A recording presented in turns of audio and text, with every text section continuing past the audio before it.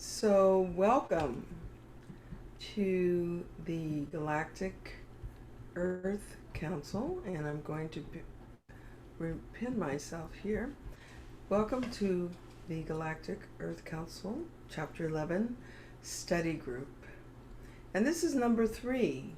I am Dr. Celestine Iisha Star, and I'm so excited to share with you the wonders of this encoded transmission from the High Spiritual Council and the High Galactic Intelligence. But before we get going, we're waiting for maybe just a few people to show. I'm just going to run us through a little bit of, I'm going to share a screen. Let me see first before I do this to make sure that what I want to show is ready. Okay, let's see.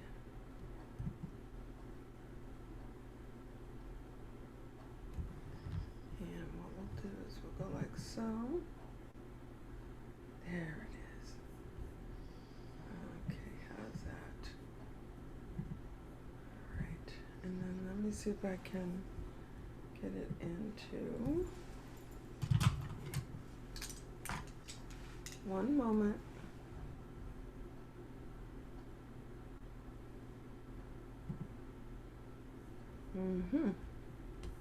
And I see how we go. All right, so I'm ready to share my screen with you. So, and then Anne has, everybody's putting their intent. If you want to put your intent into the chat room, that's great. I'll read them as we go along if you feel like you want to do that. Okay, so this is one of the latest walkings, journeys, and I've always talked about keep your head to the sky. And so the latest is we have a new type of skycraft that has come into the area where I have walked for, over 40 years. I've been walking in Northern California by the bay. And so far, mostly down by the Bay Area. If I go up into Santa Rosa or Sebastopol, a little bit further north, I don't see this kind of vehicle as much. But the telltale sign of this vehicle, and this craft, I have actually went down to South San Francisco and saw it as well. As I was driving, they acknowledged me because I send them the message, glory in the light of the radiant one, and all of a sudden the lights start sequencing. But what you see is the vapor trail coming off of their jets. Their whatever it may be, it is not normal. Okay, so I'm gonna let this go down and this go down, and here we go. So you notice this jet, I'm going to call it a sky craft because I don't know what form it is, rocket, what's the propulsion, but whatever it is in our atmosphere because it's causing the jet stream to appear. You notice the little blue thing hanging out, a little blue interdimensional. I tried to capture it in a way that I could see it. If I go really close up to it, you can see it's got 2 sets of jet streams. It is not a chemtrail jet because it doesn't leave the normal chemtrail that expands and covers the sky. It's a different form of vehicle. All right, so let's go on.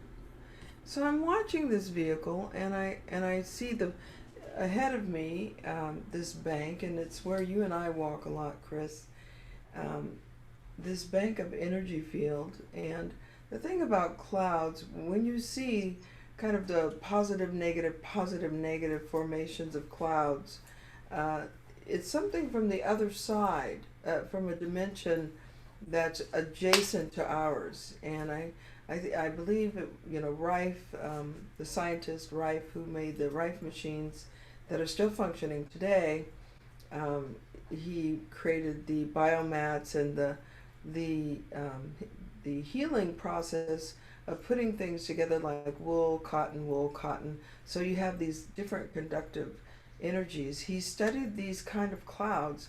He measured the air, and in measuring the air and studying the clouds, he came up with recognizing that this was a healing. This brought about healing and a higher sense of energy. So I started recognizing that this space, this sky craft, went over top of me straight, and I said, it's going to that field, that bank of clouds, cloaked energy, or what was affecting the clouds, and it's going to go, and all of a sudden you'll notice where this skycraft is going. Suddenly the clouds opened up in a square shaped formation. You see the edges of that formation that was across suddenly opens up, and again you see the little blue ball of energy light that's in front of me. So I recognized, I looked and I said, it's going to go into that, whatever that is, it's going to go into another dimension right there. If you notice on the left side now, you'll see the end of the trail, you'll see the tip of the spacecraft, but on the clouds you'll see the shadow of the trail, the vapor trail. So we'll talk about this in a minute, but you'll see that this is an impossible feat. The sun has to be shining in a different location to cast a shadow at that degree. And we've seen from before, the sun is above, and you see the direction of the sun and the skycraft, and now you see the shadow onto the cloud. Here is the square it's going in, and here's the shadow. You could see the shadow there. But you'll notice that the tip where the skycraft is and the type of shadow is different. There's something about the angulation of this that I want to just have this studied. It goes into the squaring off of this field, and yet the length of this shadow is profound. Suddenly the craft disappears, and the square piece, the squaring opening, begins to close up, and it becomes almost together. You see how it locks the shadow with the trail. They come almost, and now it's on the other side. So you'll see the trail and the shadow have reversed position. So I'm just bringing this to your awareness, and you begin to see the energy field of plus, minus, plus cloud, minus, plus cloud. Okay? And there I am. Hello everyone. I'm in shock. I just witnessed something pretty profound. Thank you. Celestine, thank you for sharing that with us, because we're such newbies and we look up, we're like, but you take the time to explain it and to explain why it's different and why it's not possible in our normal world. And so thank you. You're welcome. And thank you for mentioning it. So I'll just take 2 minutes if anybody wants to share anything while we're going on, and if you want to make any statements before we continue. James is here with me in my office, so he missed it, so he'll have to catch up another time. Can he get on his own Nah, that's all right. computer? No? You're with us, James? I love Computers you. and I don't see eye to eye on a lot of things. Who? Computers don't see eye to eye with him. He's see. of another world. Okay. Does anybody want to make a sharing for this, what we just revealed, before we go further? No? All right. So we're going to just go ahead and once again, we'd like you to take a breath and ground yourself. Open your heart, breathing in through the top of the crown, the North Star, bringing the illumination of the higher self, that primal awareness into the body. Breathing in deeper down through third eye, throat, heart, power chakra, creative center, sit bones, legs, and into the earth. Breathing up now, the codes for tonight, that what you need to understand what is being presented here. Your spirit brought you, your heart brought you here for a reason. So breathing up the mother codes from the earth, what you need, what your body needs, what your emotions need.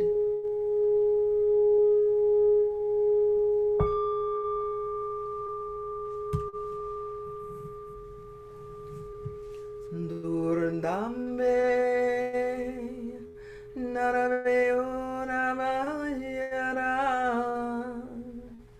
yurdabo nabeanano shinamaradeanovea kishinamorare kishinamorare. Glory in the light of the Radiant One. Glory in the light of the Radiant One. Glory in the light of the Radiant One. Glory in the light of the Radiant One. Glory in the light of the Radiant One. Radiant One. Yeah. That's right, Mimi. Woohoo! Woohoo! Look and see what Dana says. Lady, I'm getting the energy from your event. It's not on my email. I'll look for a reply. Okay, let me send this girl. Here we go. See, we were prepared. I can do that. Can you? Yeah. Let me send you. Okay, you can send an invite. You can take the copy from the invite. Yeah. And send it to her. So Yeah. let me just send you Dana. Do you want me to send it to you? I got it. I got it. You got Dana's? Okay. I'll find her. No, she just came in. Do you want me to send it to you to make it easy? Yeah.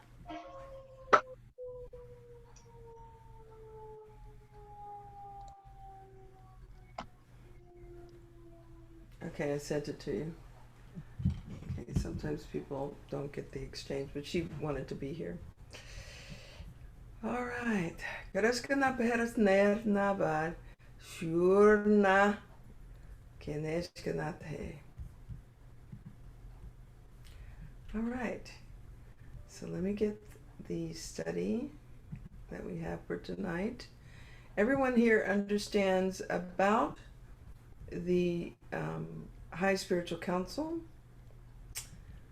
but I've been told to read it one more time, and so that is what I'm going to do, so that all of us can be on the same page, same vibration for tonight. Okay?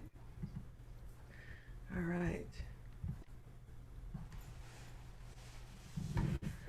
So we're looking at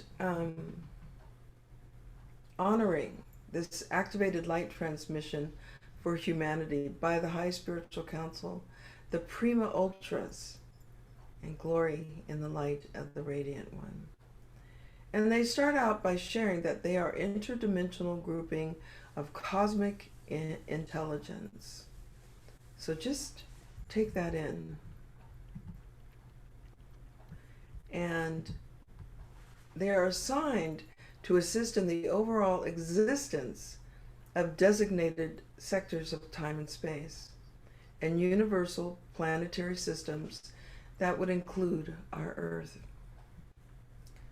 They are a part of and work in conjunction with themselves, the High Spiritual Council, the Galactic Star Federation, luminous beings of light, and other interdimensional intelligences throughout creation.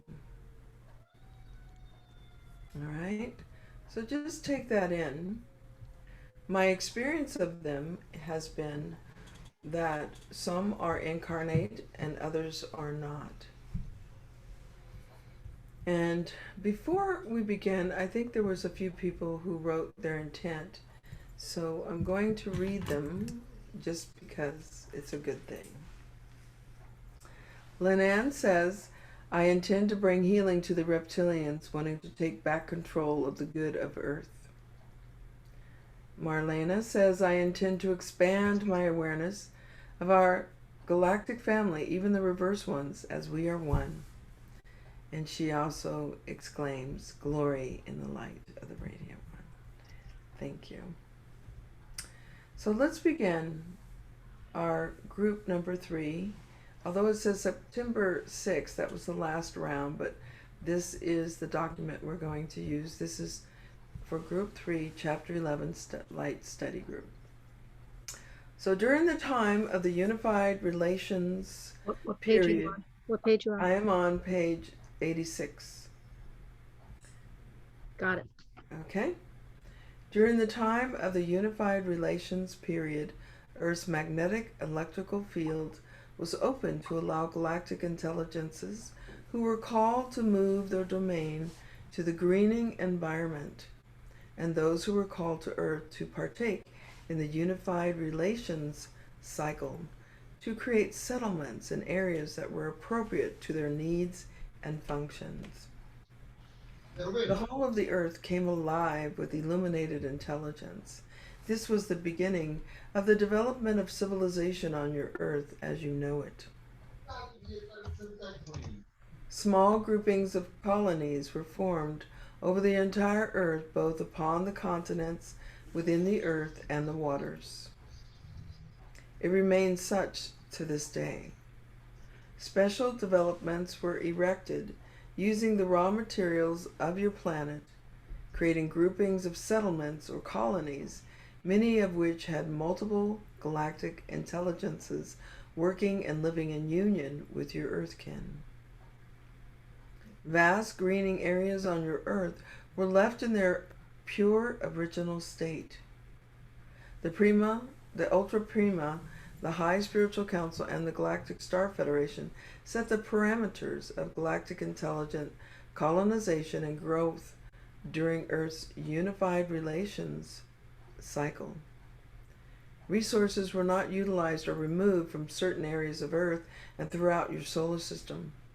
No galactic colonies were formed within or without these certain areas to protect the vibrational balance and quality and function of your solar system and keep its harmonic balance with the totality of your Sheshata, the Milky Way. The unified relations cycle unfolded in natural order. Over thousands of millions of years, your Earth experienced moving within and without vast numbers of sectors of time and space, each sector having its own innate intelligence, function, and qualities, which in turn affected all created forms that moved within each sector of time and space. Sectors of time and space and supreme forces that shaped and continues to do to this day, to shaping all life enables the Radiant One to enact great changes of social expression to unimaginable vast areas of the cosmos, extremely finite workings of molecular existence. I have to read that again. Take a breath.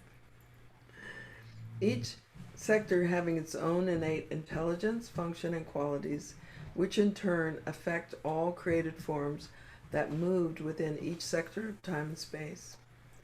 Sectors of time and space and the supreme forces that shaped and continue to this day to shaping all life enables the Radiant One to enact great changes of social expression to unimaginable vast areas of the cosmos and extremely finite workings of molecular existence. All existence is formed within the multidimensional fields or parallel universes, as you would call them. Existence within the radiant cosmos, which includes your Sheshata Milky Way galaxy, among finite, infinite other Sheshatas, is made up of vortexually intersecting vibrational frequencies, moving within areas of the Radiant One's embodiment. We tell you this so that you will understand that there is more than one universal timeline that reflects the existence of your Earth. Within this writing, we are giving you a small window into the vastness of your Earth's existence down through millennia to your present day. We bring you to the time of the return cycle. It is close to the cycle your Earth is in at this moment of time and space. Understand that your once singular continent has become 7 major continents, billions of your Earth years in the past, and Earth has journeyed through innumerable sectors of time and space. During these times, Earth went through catastrophic occurrences. Large areas of the surface of the Earth and within the waters became suddenly uninhabitable. Galactic intelligence and galactic Earth intelligence were thrown into upheaval and were forced to either leave Earth, later to rebuild their colonies, or return to the vibratory receptacles in order to survive and remain within the Earth's dimensional field. During such a time of upheaval, a small grouping of galactic intelligence that had become reversed in their beingness returned to your sector of time and space. They began setting up receptacles on some of your planets throughout your solar system.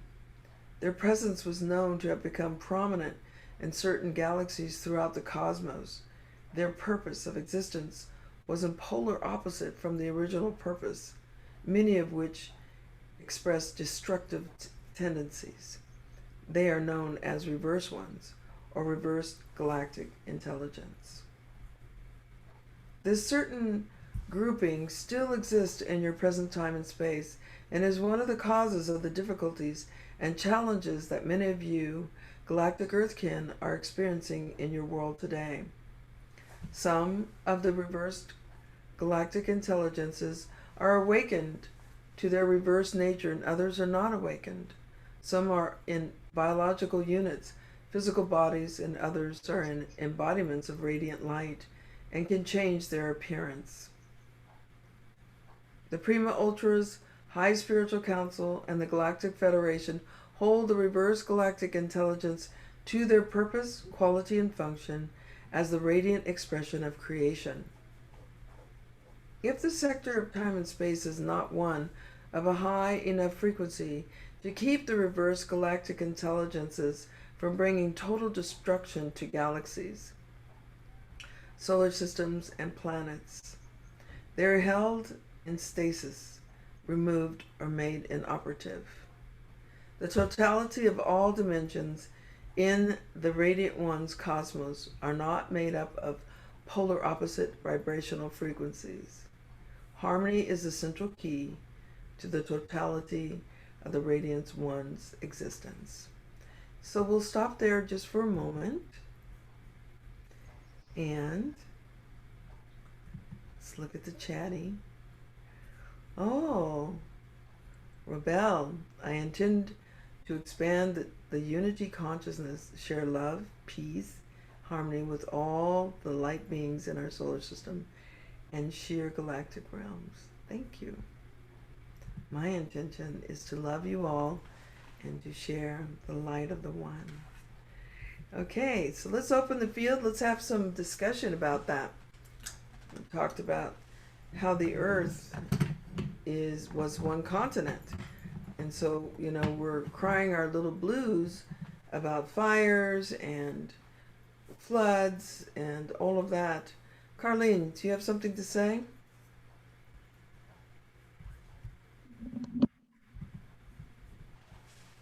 I did it. You have to unmute. Okay, I did. Yeah, there. I just thought of my intention Yes. that I intend to be open to receive the light of the Radiant One. Beautiful. Beautiful. Anything you want to share about what we read?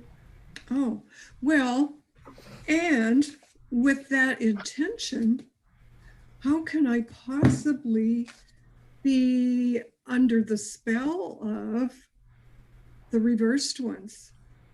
How can I possibly be in a place of being harmed by them? I can't. I don't No. think. It doesn't happen unless you make an agreement, Yes. from what I have gathered, or, you know, there's an invitation, or you believe yourself to be harmed, Right. and thereby manifesting what it is in your heart. Your heart is the projector of what's going on inside Right. and internally. So, but when you stand in your divinity, and I Right. watched a woman today who will be joining us, and she was speaking about the darkness and her son being taken over and having really difficulties, and we just took the light of the sun, and I went like this, and as she did this, she became into her body, and when she finished pushing the energy, we cleared her auric field. She cleared her own field. She said, "What did you just do?" I you know, she didn't realize she had the power within her. So thank you. Yeah. Rebel, what do you have to say about it? It's beautiful the way it's said. I'm trying to see how do we perceive our perception. Is that from the place of love or place of the fear? And I say place of love, it makes a difference in manifestation of reality. There is no judgment, and we start to think more. We are all one consciousness separated in small experience and perceptions, and that's the uniqueness. But the intention is key for me. Do we see it as a negative experience or positive? When you start to see it from love frequency, everything doesn't matter anymore. There is no judgment, and it's just a vibrational shift and expansion. That's how I feel. Wonderful. Yeah, I resonate with that. Yes, Miss Linnea. Thank you. Yes, thank you. I heard other things. I heard first of all, deep compassion for the reversed ones, that us having deep compassion and staying in our own light and staying in our lane, that they the primal forces wanted them to be available so that our light stays strong, and through our light that stays strong, they are being held at bay. But I felt so much compassion to not condone what they're doing, but to have less fear about what they're doing, and more love that they can't take over in our loving space. That's what I got out of that. Like to have compassion for that. Yes. The other thing is, I have a question about the greening area. And so that's one question. And then I have another question on the huge thought. Oh, it was so huge that all these forces have been on with the it's oh my God, have been here, and that the positive forces, and that it stretches out in a huge molecular way throughout the entire cosmos, and that was, I got that in what you were reading. Yes. It was like, whoa. Yes. You know, so that, okay. So my question is, what is the greening area? Okay. So I'm going to answer that, and then we'll see if James has anything that he wants to say. Okay. So Right here with me. Get ready, James. Get ready, James. We have Chris too. He's preparing his memo. So we want to speak about the greening area. Yeah, so in the beginning, when the formulation of the solar system, everything, the Sheshata, the Milky Way was formulated, and all the planetary systems were worked on at the same time. So we have a tone. Earth has a tone within the whole of the Sheshata. Our bodies are resonating in that tone. And some people may say 7.5, but now that the hertz has changed, how the frequency have changed, we've risen, our vibrational field has risen beyond 7.83 Schumann hertz, you know. So are we now 300 hertz vibrational intonation? Yeah. So we have to ask the question, because Earth is shifting in its frequency. So the greening area is the Earth itself within the dimensional field.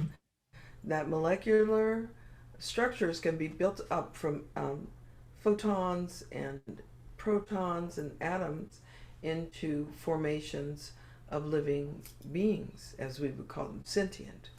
Whether it's a one cell organism, or us as humans, our biological units, animals, birds. This is the formulation of the biosphere of the greening area. But the higher resonance of Earth is also a part of Earth. And in the early beginnings, as we read, those of us who started at the beginning of chapter 1, number 1 study, chapter 11, the first part of it, it goes right into when the Earth was stabilizing up, the fiery greening, they called it, the volcanoes, the bringing it together where it begins to cool. They created pockets of dimensional fields that the intelligence that had come from all over the galaxy, all over in different galaxies, Andromeda, Lyra, Pleiades. Pleiadians were they did the terraforming of the Earth, biologists. And they brought in many species and created the biosphere so that it would be in harmony and life blossoms. They brought seeds and things happen. They were basically in charge of that. But you have Lyra, Arcturus. So these beings, they didn't live in the greening area. They didn't live in the Earth, the fiery Earth. They didn't live in the Earth as it cooled. It was just called the greening area. They lived in vibrational septicles. These became what is known as the different cities of light. We have the City of Light in California, here in Northern California, and basically you can watch all day long, as I've shown you, starships come and go constantly. And we take a group out and we have a connection with our star kin that live in the greening area, in the vibrational septicle that's over San Francisco. And I've often thought that because there's such a high level of energy there, that the forward thinkers, you have a lot of forward thinking. It's like the pioneers, the new, we're at the edge of the world, but in truth. So you have Shambhala, you have the halls of Amenti, you have the Gobi Desert, and of late I found, and this is really important, that the Maris or Mari Lenas or Mari temples were interdimensional. So anybody who was a Mari understood about the interdimensional, how to go to the feminine temples. They didn't leave them on the earth because they would be destroyed. So the Egyptian women, those of divine wisdom, created these interdimensional portals. And I've been, I think when I had my near-death experience, I came out of that. I would visit this one particular one that went through the island of Philae. There's a temple of Philae in Egypt. And, you just went to a certain place and you use your powers to open the field and you just walked right in. And I think the temple, the pyramid is the same. It's an initiatory chamber. And so that's what I would say. So that answers your question. So the greening area is where you're living. Okay. Right now. It's where you do your gardening. You're in your garden with your flowers. That is the greening area. So that the nurturing of the planet and the restructuring of cleaning something up or having it nurture back with nature. Yes, it's all been set up so that our bodies could function and live in the greening area. But as they speak about, these supreme forces move through, and they bring about great change because everything is an expression of the radiant one, the creator. The creator expresses its life, what's going through, what it is. And this was given to me by Meso, keeper of the books of the Seventh Council, directly. We have it recorded, a whole dissertation of the radiant one awakening to its own self and making the decision that it would express. And so we who are sitting in chairs tonight were birthed as an idea into the creation of within the radiant one. So we tell the story, we're indestructible, but we were brought here, even though our monad is a frequency vibration, and our embodiment, we've incarnated into a biological unit, which is in itself has a quality and function.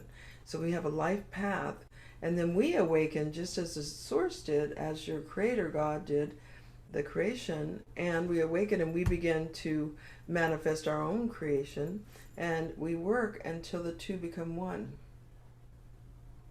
But it takes a state of divinity, so that's the triple.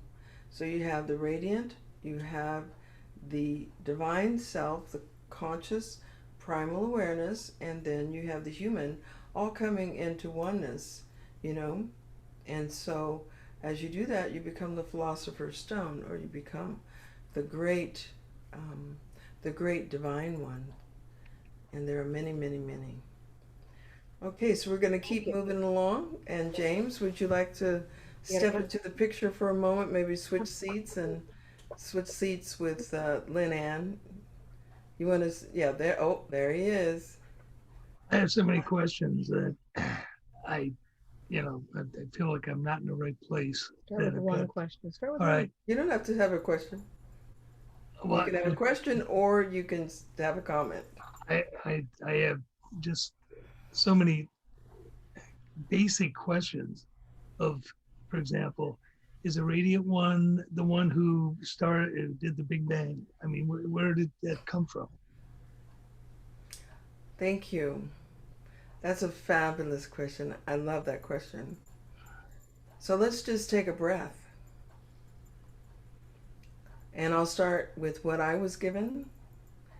And as far as you can be, the most that you can be is to exist. There is existence. The existence is made of an embodiment. The embodiment is made up of knowing. The whole of existence is knowing.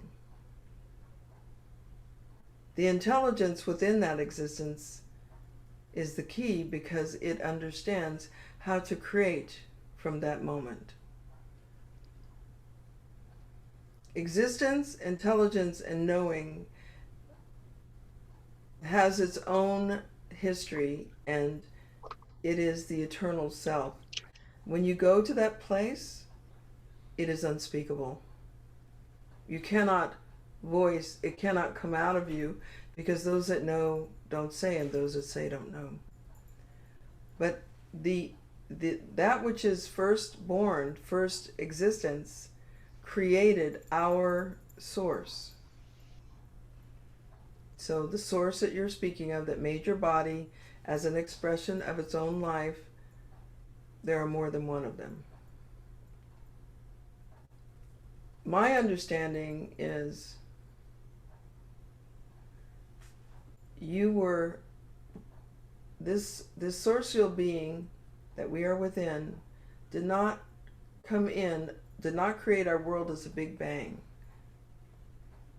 It didn't have to explode. It's the creation of all the planets and everything that's happening. But there is moments of opening the field and bringing the knowing together in swirls and bursts of energy. Got it. So that's what I was told, that there wasn't a one singular Big Bang, that whoever, it's almost like it's very subjective. You sit in your world, James has your world, and whatever you believe is what is created for you. In your heart, if you say there's a Big Bang in your creation, your creational sphere of reality, there is a Big Bang. But where did that come from? I mean, I'm trying to It figure came out. from. I think everybody wants to know the source of their creator. The source of the creator. Okay, let me just say this. It comes from that which is existed before the creator. The creator simply, your creator, the one that you are within, is, there are more than one of them. There's a vastness to it. There's an intelligence to it. When I had my near-death experience, and you've had yours, you've gone out. I went through the light, and after I had my life review, I entered the Godhead. Now, what I understand, it exists. There's no doubt in my mind. I would cast myself on the floor. I give my last breath. There is no doubt in my mind. However, the understanding of how it came to be is for us to just know that it was created out of the all existence, out of the all. There's an intelligence that knows all existence. So in there is a matter of faith based Yes. upon your personal belief. I don't have a personal belief. I have a very solid experience that I carried with me since I was 6 years old. I was in the Godhead. There was no question of my mind. And I can't even say Godhead, whatever you're doing, Lynn Ann, No, I'm trying to take off the virtual. Sorry. don't worry about it. Okay. So, right where you are, take a breath and just feel out to the edges of creation. There is an edge.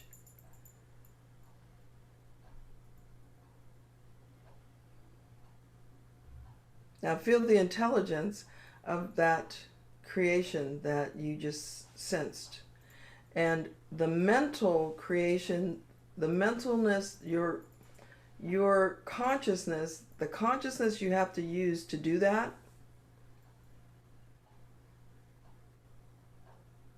think of the consciousness that you have to use to reach out to the edges of creation. Now go to that consciousness and realize that that consciousness is the only part of you that can give you the understanding that you're asking of me. Aha. It is always experiential. No one can explain it to you. Do you understand what I just did with you? Yeah. So you set yourself at a place where you, as a human, reach out to feel the edges of the universe. It can only take you so far. But then you realize that I used a part of myself that is connected to the whole of creation to do it. So when you shift your consciousness to that part of yourself and recognize that that's the only part of yourself that can take you to God, that's what you're really asking. Then you can ask the questions that you are wanting to have answered. Okay? No scientist on this planet. No, everybody has their own ideas of the beginning. Only you connecting with God can get that information. Okay? How do you make dimensional what do you call them? The containers that people live, the receptacles. How does one conceptualize and go into a receptacle like that? It's in another dimension. It's very easy. I had a doctor who worked with me, and we became in relation. And he said he was ready to go in. And I've been in the septicals. I've been through the gateways. You've heard about gateways. You've heard about going through electromagnetic fields of power spots. Okay? Experiencing power spots, you have to get in the field to understand it. If you go out into the field and you find two earth ley lines that are hitting each other, even earth and sea, anything that's coming towards each other, they're from opposite directions, it forms a vortex. It goes round and round. You've heard of that, yes? You've heard of that, James. Open your eyes and look at me. I'm trying to visualize some of this. Put your hands like this. Open your eyes. Open your eyes. No, Okay. Put your two fingers, index fingers, and put them together. If you have two lines of energy that hit each other, they will go in a circle and create a vortex. If you stand in the center of the vortex, it is neutral. But if you are on the edges of the vortex, and I'm giving you basic Native American shamanism 101, you can teleport. You can go through time and space. You is can that experience. you have to want to do in order to do it? Let me just say this. It's a natural function. Whether you want to do it or not, I'm giving you the mechanics of what you're asking. That's just a natural function. So what's happening, James, is you have the field where the two are coming together. That vibration is here. But when you do an explosive coming together, you raise the frequency. So this energy field is different than the outside of where it is. So dimensions are based on energy fields? That is correct. You came to the right conclusion. And how- So imagine they did that in a vast area. So if you can do that in a vast area, you can create these little bubbles. Don't disappear on me yet. No, he's not. He's just taking up a lot of time, and we want to get back to the reading, and we want to. He's being polite. No, I just want to finish it off. So James, I just have want to say thank you. innumerable questions and stuff. So I mean, it's Yeah. So that is what we call. So they created along the 15.5 all these vortexual. They set up stabilizing places, dimensions. But I'm just giving you a small basic, which I took many people out on the trail. You got to be out on the dusty trail, James. You can't sit there and go, what is this and what is that? You have to really go out and experience. To know something is to be it, and to be it is to know it. Yeah? Know thyself. So if you make it huge and vast and miles long, oh, they could take and send, your United States government did this, the up there in the, what is it called? I won't even say it. They took radio wave, like radar, and they put it together like this. They were bouncing off each other, and they created an electromagnetic field that was shifting the magnetic forces of the earth. My girlfriend Mary Hardy had to go in, and her son had to stop it, because it got out of control. So yes, you can play around with the electromagnetic field, and you can create vast areas of this thing that I'm talking about. So they created the field, and then they moved. Now you have to understand, they are of a higher resonant field already. So they made their own living area. But the doorway could be as simple as walking on the earth, and you walk through a little place in the woods, and you suddenly find yourself in another dimension. But you got to know where you're going. And I took a beautiful doctor there. He saw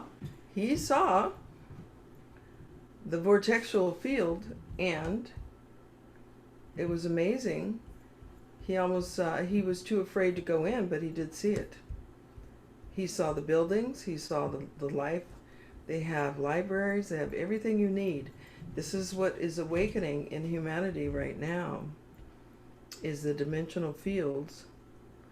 And so that's where I will end it with you, okay, sweetheart? And I'll send you a picture of a opening portal. I'll send you a picture of that just to show you how it looks. All right, we have one more. Mr. Chris, thank you so much, sir. Step right up. Not much to say. It's you said quite a bit. Pretty much covers a lot. Yeah, understanding that when you talk about different areas, again, it's trying to learn the vocabulary that you use, which is or which is being used here in Chapter 11 versus what one can read elsewhere. Yes. And? That's a learning process. I see. Right. So you're feeling good about what we're reading here tonight? Oh, yeah. Okay. It's just a matter, like anything else, you have to work with it and work with it and get with it. And eventually you begin to see and to understand, oh, yeah, that's what that means. Oh, yeah, that's Oh, what yeah. And it's important to continue to ask questions of something that doesn't quite seem to make sense. The world is full of all kinds of unknowns or contradictions. Yes. And yet, if as one just sits and lives with those contradictions, eventually it becomes clear that, oh, well, that's a piece of that puzzle, and that's a piece of the other that fits in another part of the puzzle. And over time, if one, with patience, one begins to see a very fascinating picture. I want to breathe that in. It is a fascinating picture, isn't it? Yeah. So I also want to say that the sectors of time and space are very important because the frequencies, if they're too low, a person's consciousness will reverse. Just like if you put a child in a very scary, low ghetto place or some place that's very low in frequency, their consciousness will reverse and become into survival. Like, I need this, this is mine, I have to control, you know. And so what they've given us is an understanding of how we can step out of and control what is going on with the reverse one. So we'll get into that in a moment. Okay? So we're going to continue on. Thank you so much. So the totalities of all dimensions in the Radiant One's cosmos are not made up of polar opposite vibrational frequencies. Harmony is the central key to the totality of the Radiant One's existence. The time of the return covers a vast time in the history of your Earth, tens of thousands of your Earth years. Up until this time on Earth, there were no interspecies developments in which original galactic intelligence mated with your galactic Earth Kin.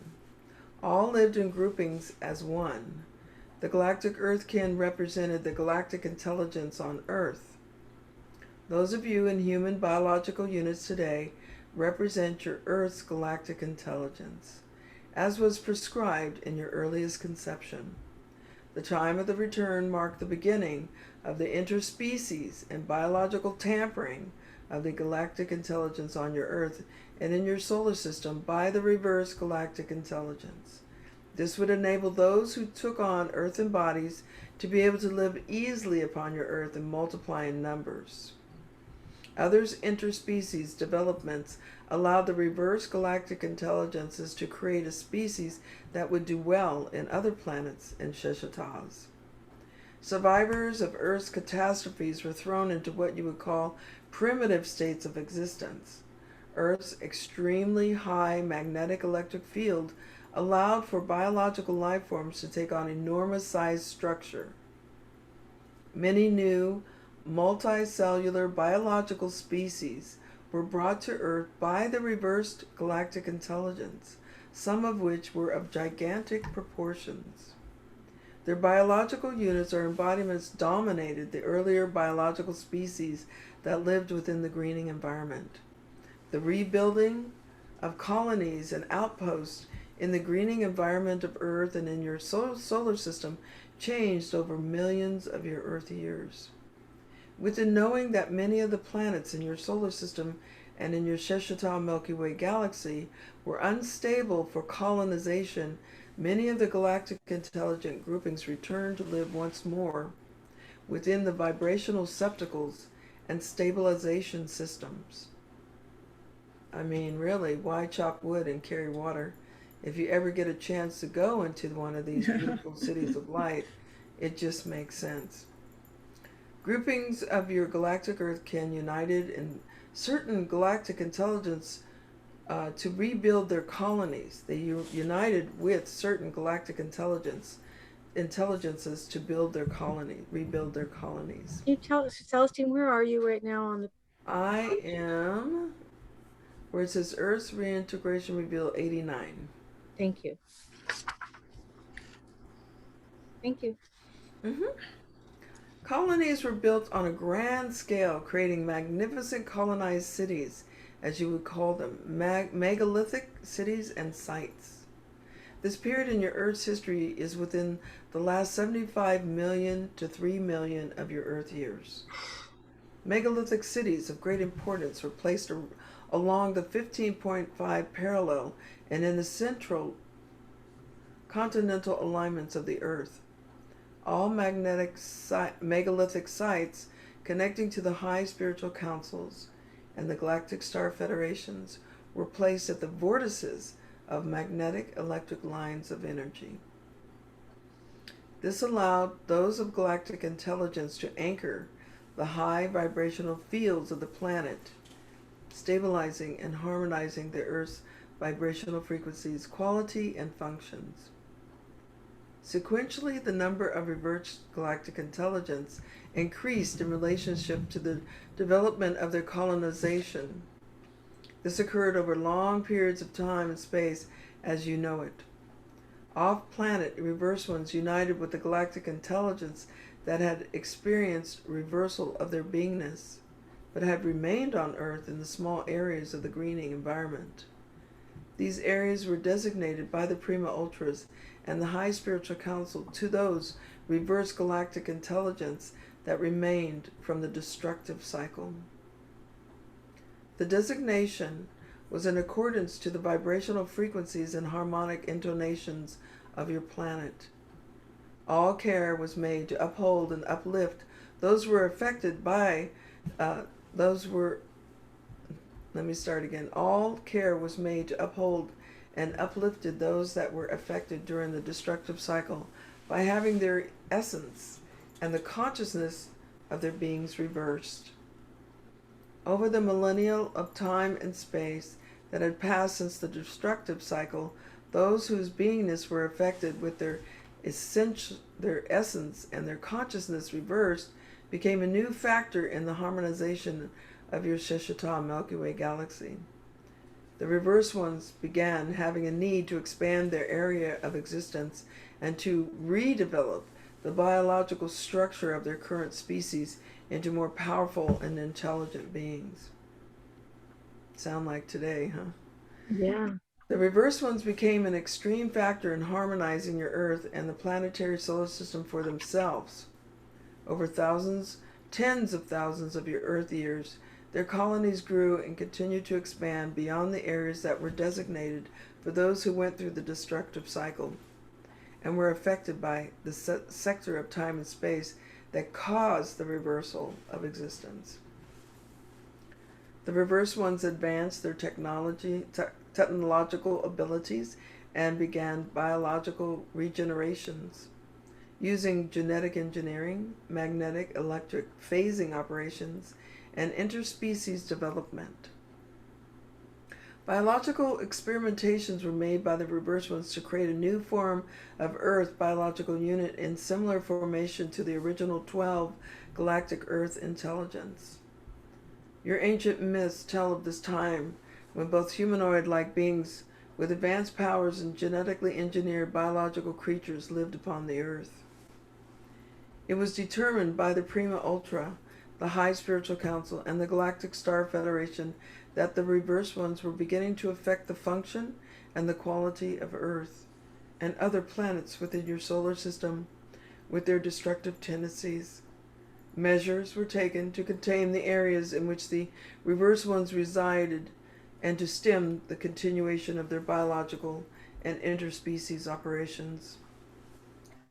Specialized stabilization systems were put in place to increase the vibrational frequency of Earth and planets where the reverse ones resided.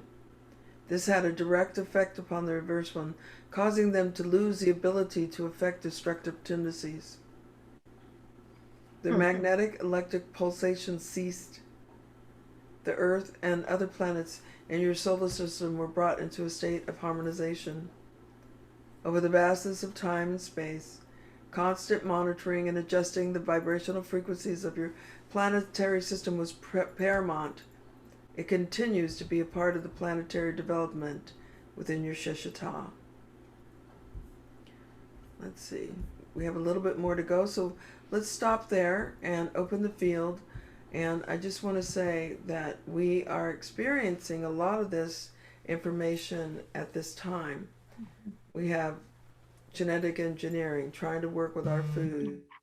We have, we see the wanting to take over and control. These are the distinct hallmarks of reverse consciousness. So we'll just open the field, and we're not going to necessarily have everybody speak because we want to finish and then have a good discussion. But does anybody want to share?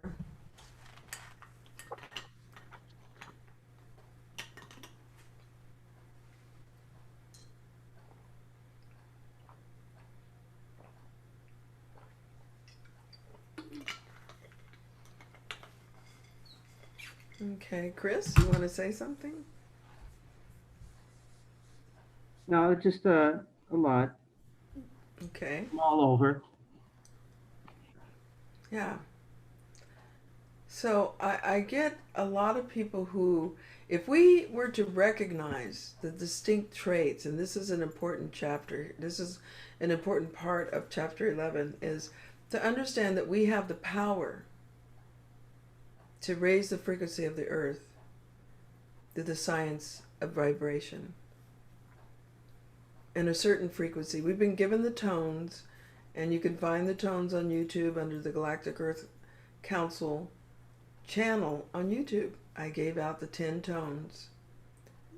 Play with them. See how it affects. If you're in your office, you could turn on the tones. The first levels, 197 hertz, take you through a place of dispelling negative energy. And as it rises to the 528 hertz, you find the love opening, and it keeps going up to the 963 hertz, which is the crown chakra. So these 10 tones that was given to us, and these are divine, these are natural divine frequencies, but we have the power to reverse the, to open the field for the reverse consciousness to come back into harmony or the unified. And as they said, there's some that are embodied and some that are not. Some know, some do not. There's the ignorance. But so that we can step back and not so much have to say, wow, they're taking over our planet. No, we're allowing them to take over the planet. The tools are there. So in our own world, we say, oh, let's stay in our lane. But what are you doing in your lane to hold the space at a higher frequency? Right. Yeah. Anybody else want to speak? Yes. Yes. I wanted to ask about the 10 tones. I listen to them at least twice a day.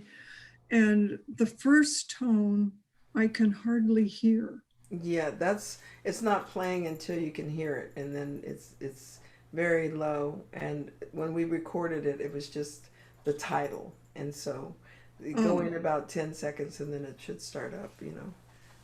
It's a small glitch in that little Oh, okay. I Yeah. thought it was something wrong with my hearing, No, which, it's low. okay, It's a lower frequency. It's right, audibly low. So we raised the frequency so you could hear it. Yes, you got it. okay. Yeah. Thank you. hmm Anyone else? I had one question on page 87 in the middle. Oh, excuse me, 89 in the Mhm. middle, Okay. especially since we're editing these days. Um, it said, it said, this occurred over long periods of time and space as you know it. Off-planet revered ones. Now Reversed. It should be reversed. so that's the edit. Just on that document, not in the book. Yes, it is. Okay. It's in the So book. circle it. Got it. Done. Mhm. But I thought maybe revered ones from off planet were coming to the rescue. So that I that was No, it's supposed to be reverse ones. got it. I'll let you know. Okay, thank you. Anyone else? Okay, so let's keep going. Shall we keep going? We got a little ways to go. Just a little ways. Where are you? I have to find where I am because I just stopped here. Top of 91. Starting at the top of 91. Great. Unexpected reverse ones. Is that the Yes. paragraph? Excellent. That's where I thought. Okay, thank you. Unexpectedly, the reverse ones performed an experiment that utilized their magnetic electric phasing operations for travel through time and space, causing a shift in Earth's vibrational frequencies to form, setting the Earth's planetary magnetic electric field and poles into a reverse motion, and began to magnetize large planetary orbital objects you call meteorites, which then collided with your Earth. A great catastrophe issued forth all over your planet. Large bodies of water were displaced. Deep fissures opened up, causing eruptive fire reactions, setting off volcanic eruptions that destroyed much of the galactic colonizations and the outer laying earthen dwellings created for some of the interspecies. Earth's atmosphere was greatly compromised due to the massive volcanic eruptions and the meteorite impact clouds that circled your Earth, causing massive extinction of most living organisms. Multicellular biological units you call dinosaurs and other interstellar species that were brought to your Earth by the returning reverse ones became extinct, along with many of Earth's original species. During this time and space, within the time of the return, Earth experienced much of its outer and inner surfaces transformed, permanently changing Earth both vibrationally and harmonically. Much of the greening environment was destroyed all over the planet.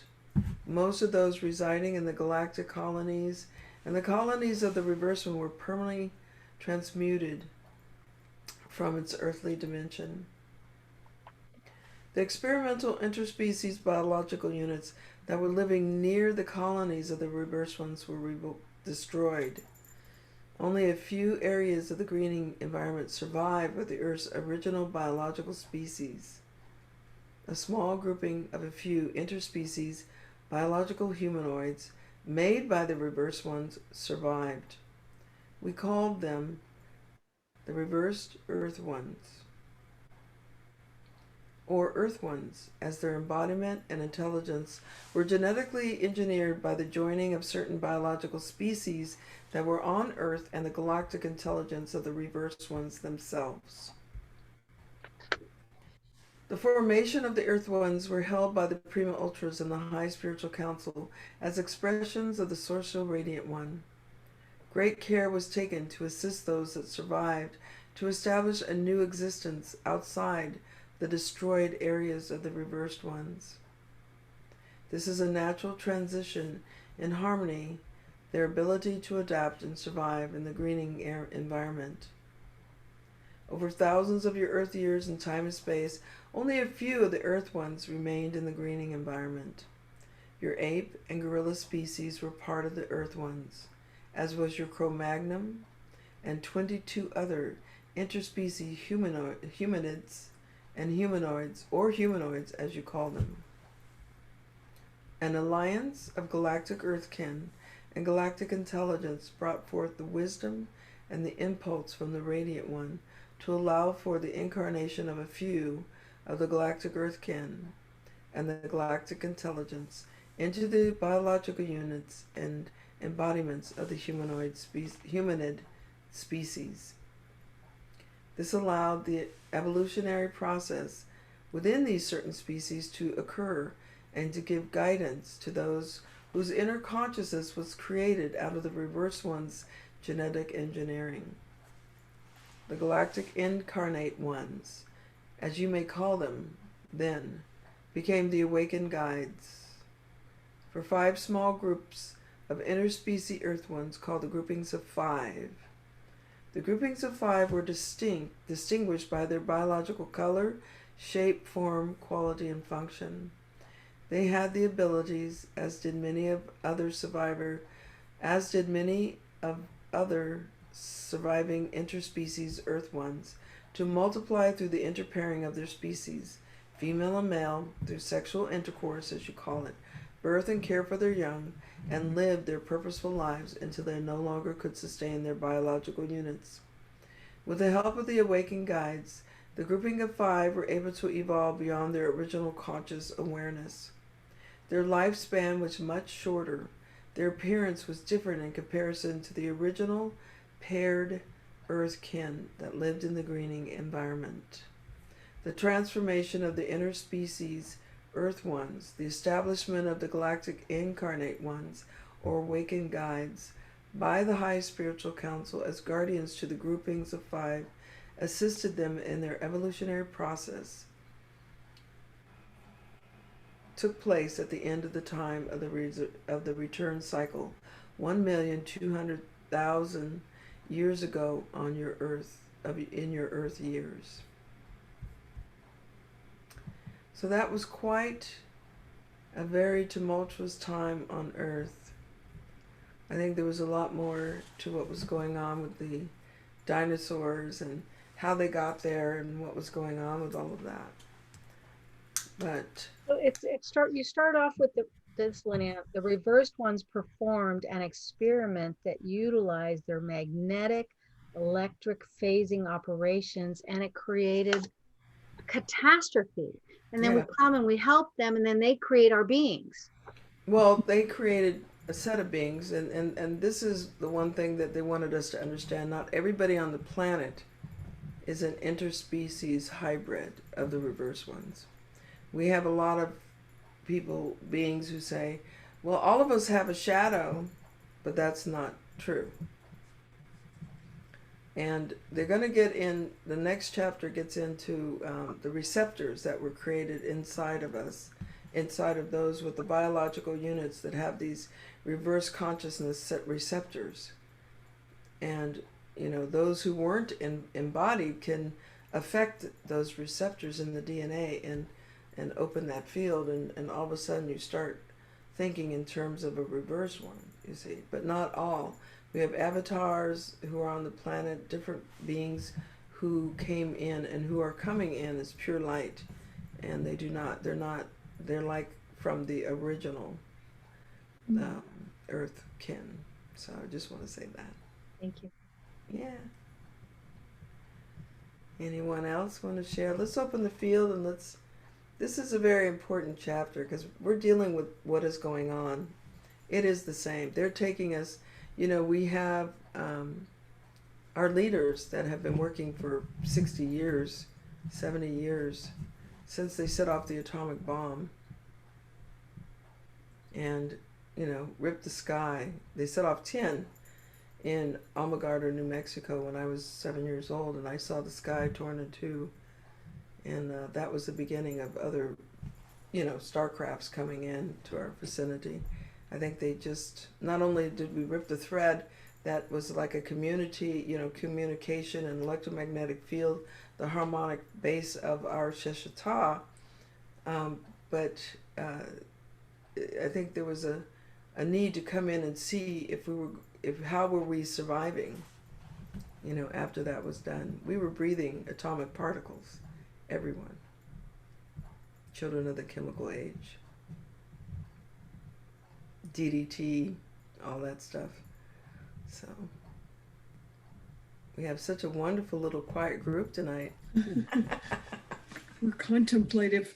Yes. Yes. I think we're into the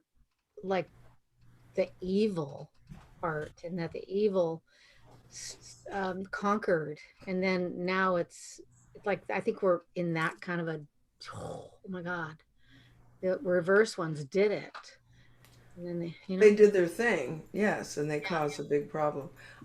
They don't call them evil. They just really, if you say reverse consciousness, because what's the opposite? Unified. And in 1 second, a being can become unified. That's beautiful. Thank you. So we want to, because the reverse of evil is live. Right. So you want to, they really want us to hold the frequency and recognize them for what it is. We could put them in a chamber and just fill them with love and see what happens. Hey, my mommy, she didn't love me, I don't know. You get all that, right? Yeah.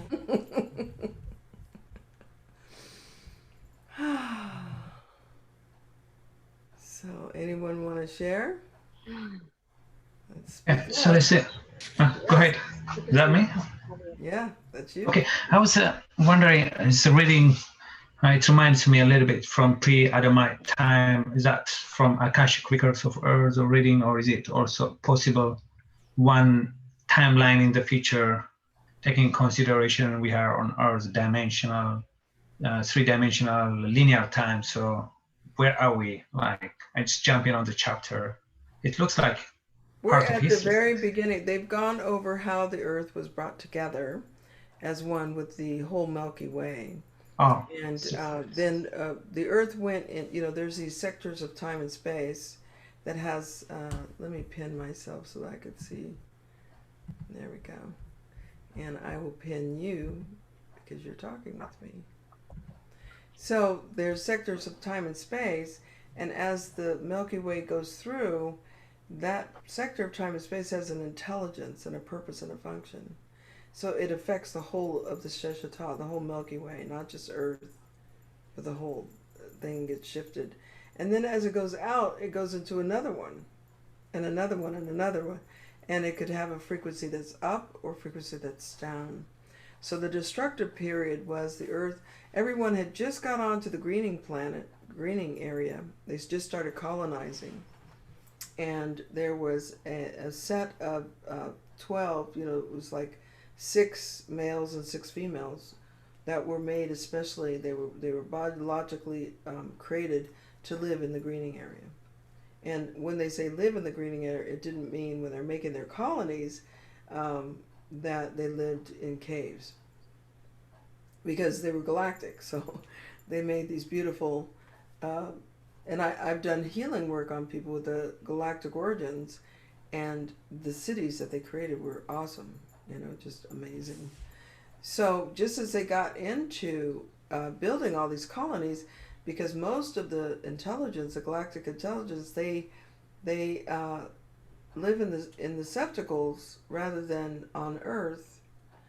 But when the Earth went into a lower frequency sector of time and space, it not only did it disrupt the field and reverse the polarity and cause the singular continent of Pangea to break apart into 7 continents, but everything else was kind of like turned upside down. So they had to take these beings out and take them to different planets and different healings. I went in a Brahmana. I was put it into a Brahmana, those little bell-shaped things from India, and the anti-gravity, and they took me to a what they call a hospital. They have a name for it. And it's a healing place, and the radiance of the glory of that place was just overwhelming, you know. And as I was coming up to it, tears were, you know, I could feel the emotions of my being, just, it was permeating every bit of myself. So this is where they would take them to see if they could heal them. Mm. And some could be healed, some could not. Some lost their embodiment and were lost forever, destroyed. So this, out of this, I think the archons came. You know, those that are without an embodiment, physical. They don't come onto the physical plane, but they have enough power within them to affect our consciousness. You know. So that's where we are, and now they brought us to a place where the destructive period ended, and they brought certain colonies of the reverse ones back onto Earth to give them their place back if they wanted their colony. But they got out of hand again. And this is where we are right now. The reverse ones are pretty proficient right now. They're pretty prolific.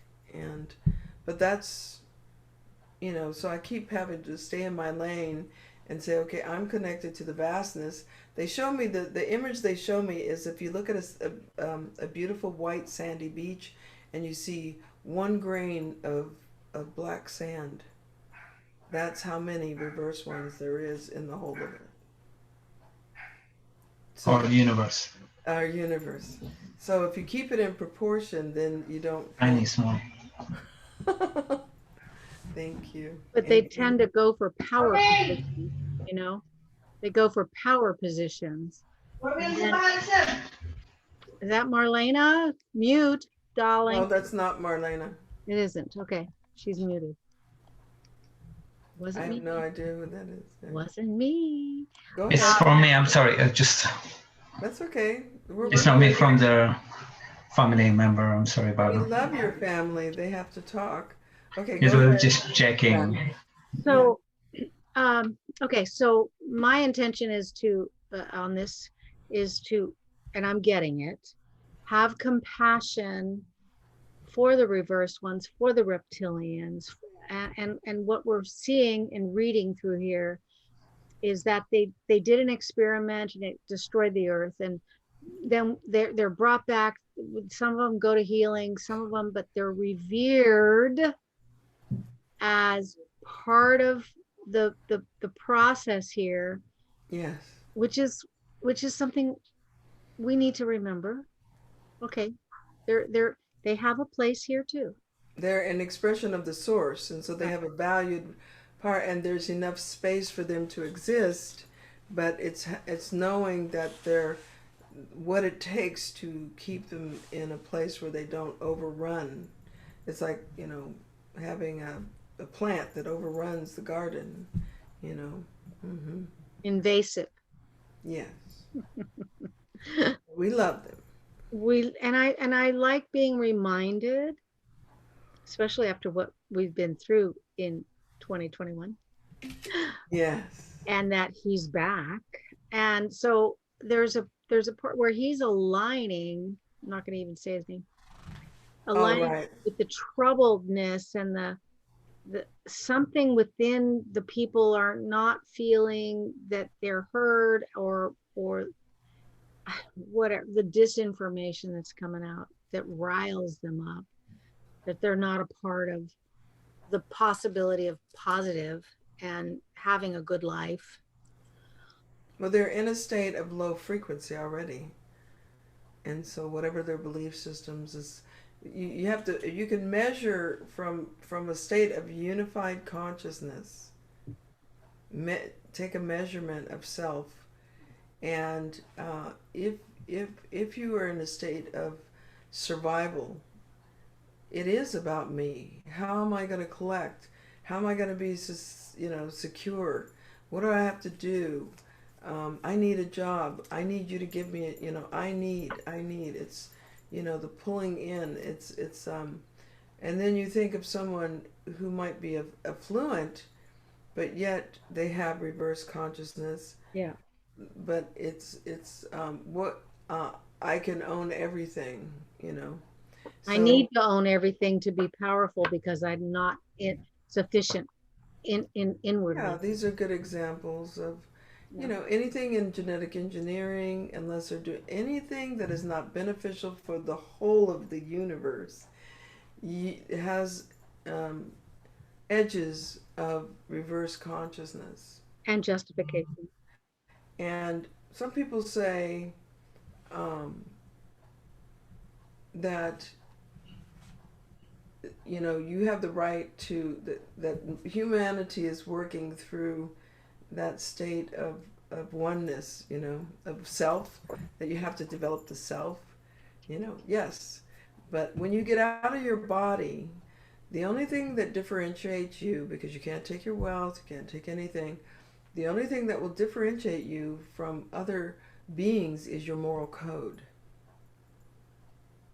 And you're either, and they say that this dimensional field here, this earth dimensional field, is one where you have those who are in total reverse consciousness, they're seeking self, whatever, and then you have those that are mixed, you know, sometimes they lie, sometimes they don't, but they have a good, they're generally good people. Maybe there's ignorance, maybe they're a little controlling, maybe they're a little bit off, whatever, and then you have the benevolent ones.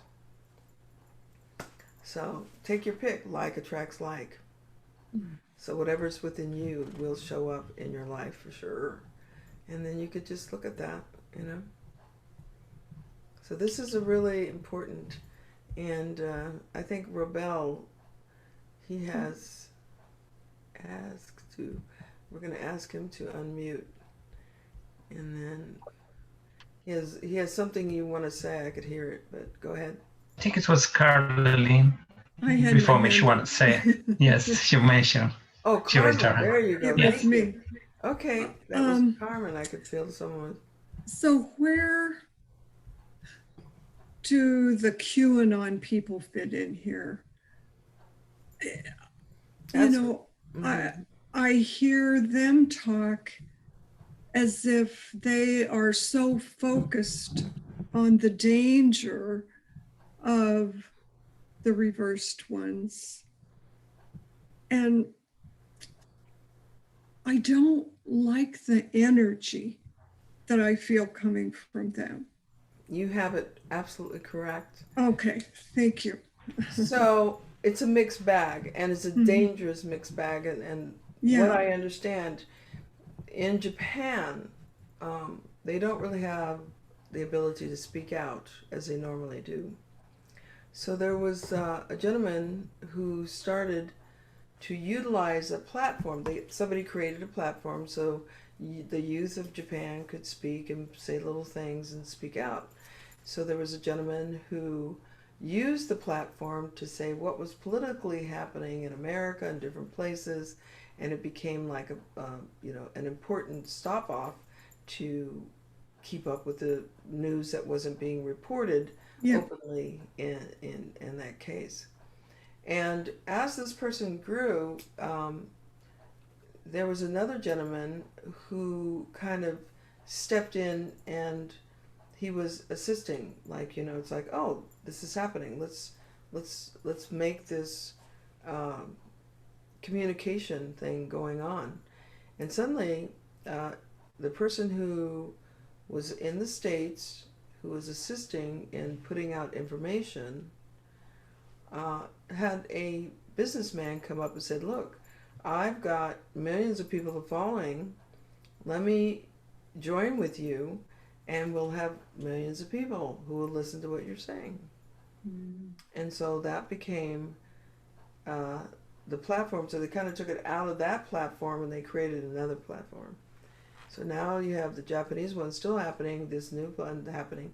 And the information that was put out was at first really substantially focused on giving positive information, giving information so people could make, could be aware, wake up, you know, just to wake up those who were kind of asleep about the wheeling and dealing of political factions, the truth of what was going on in the politics, in society, on all these levels, right?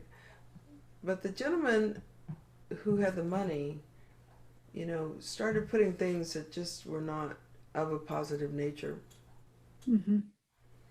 And so, and this information I'm giving to you came from a high-level reporter, and I don't have I have the recording somewhere, but it was on television. They actually had his reporting on what is QAnon, you know. Mm-hmm. And so the gentleman who had assisted in the very beginning, he stepped out because it became too much of kind of like the dark web.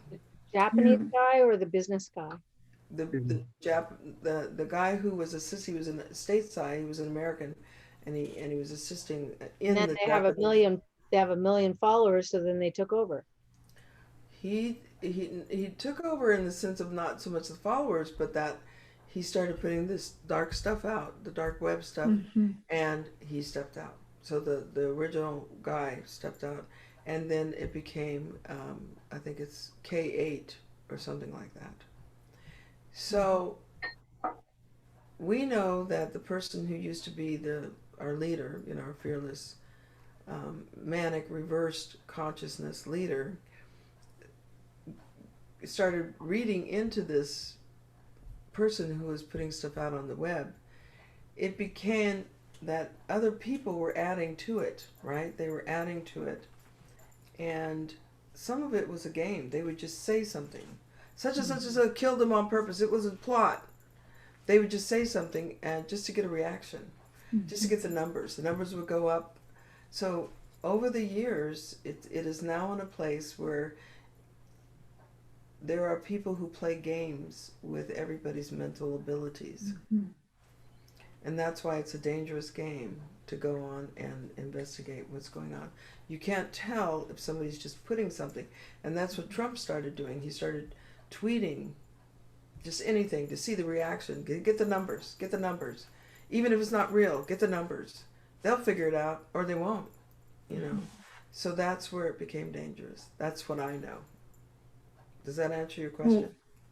Yeah. Yes, and what's so dangerous from my perspective is the number of people in the spiritual community who've bought into this and who are writing things in the comments on my Facebook posts saying that the insurrection in the Capitol didn't really happen. It really had nothing to do with white supremacy. You might be getting trolled. I'm getting what? What they call trolled. No, these are people that I People know. you know? Yes. I would tell them, please do not put political information on your. Just ask them not to put it there. Yeah. Delete it. Yeah. Or unsubscribe them. Kick You them know, off. just I know. Kick them They've off. told me I could do that, and you know, chose it's not to. important for you if you want to keep your space clean, to just delete their comments and put for those who, you know, just say from this time forward, I ask that no political information be put on mine. You know, just request it. That's all. It's up to you. It's your site. Yeah. Yeah, and so that will stop some of that, you know, because a lot of this stuff can't be proven, and it's pretty serious. You have to do some deep. You have to be in a place. I have reporters that are deep six, and they send out truthful information. But we want to, you know, I think at this point in human history, we have a lot of reverse consciousness. So I try to encourage those who have their divinity awakened to, you know, say thank you for that, and let's transmute that into a higher state. What are we going to do about that? Are we going to envision that a leader comes that can really discern the wisdom of what is going on here? We do know that there are people adding to the QAnon and different information. We do know this as a fact, that sometimes they put things that are not true. QAnon is no longer reputable. So Yeah. that's all I could share. Okay, thank you. You're welcome. Anyone else? Mr. James, you want to say a few words? I'm just absorbing it all.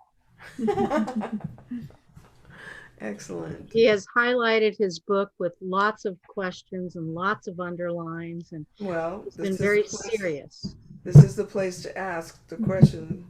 Give us a few, James. We love it.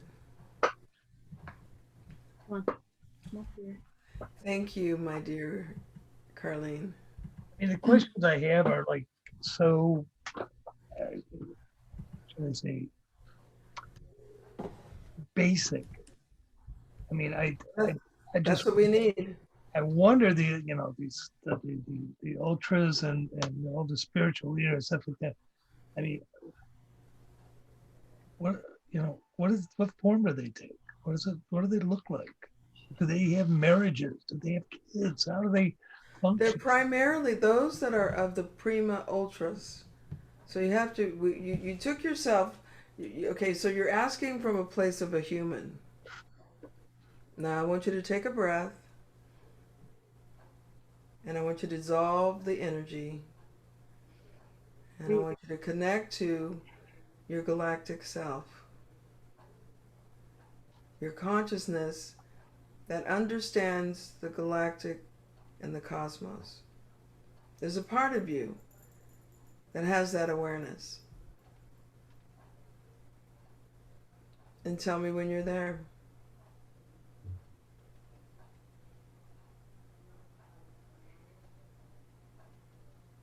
What does it feel like to... I'm not sure that I know what that is and how to get there. Okay, would you like me to share with you how to get there? Sure. I'm going to say the word waterfall, and tell me when you see it in your mind's eye. I see it. Is it day or night that you're looking at? Kind of dusk. Okay, is the water running fast or slow? Fast.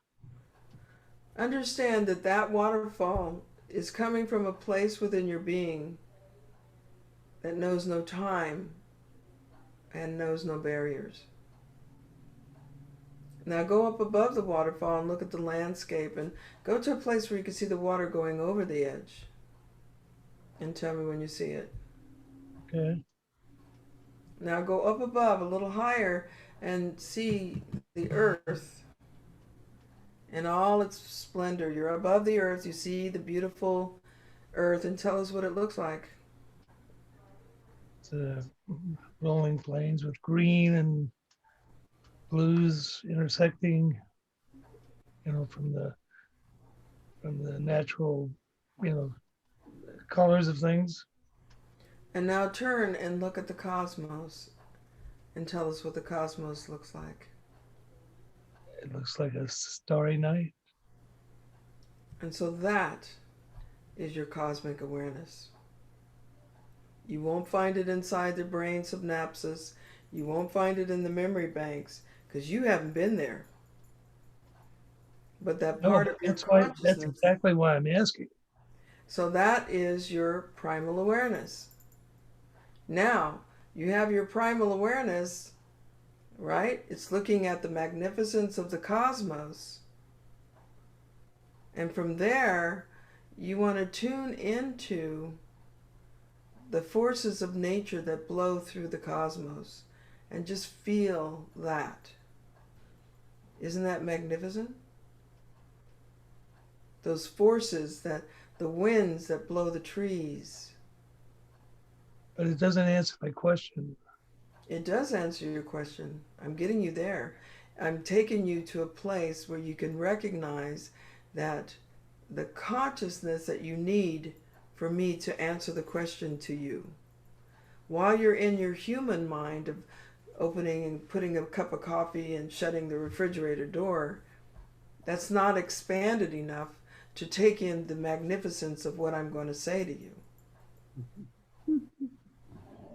Would you agree?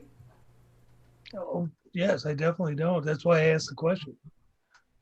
So you're in a state of understanding the earth. You just saw the earth with your galactic consciousness. right? Okay. You agree? That galactic consciousness, what's happening, Lynn Ann? I have to go close the doors because the music's on. I Oh, want him to stay. I see. The galactic consciousness that you just obtained to that primal awareness knows God. It has to know itself, right? Right. So now ask your question again. Well, I ask it from a point of view of that you have that knowledge, and I don't. You're saying I do, but You don't. just gave me what the cosmos looks like. Yeah, but well, That's called the knowing. In all of creation is the knowing. And if you really want to get there, practice being in that awareness. There's a Tibetan practice called Dzogchen, and it is being in that primal awareness. You get more information. And being in the field. I've been in the field for 40 years. that's James. why I asked you. Yeah.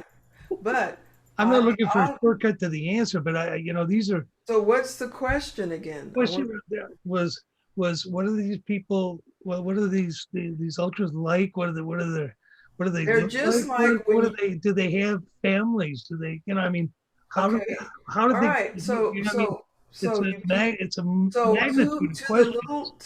the little human, you don't even want to pose that question.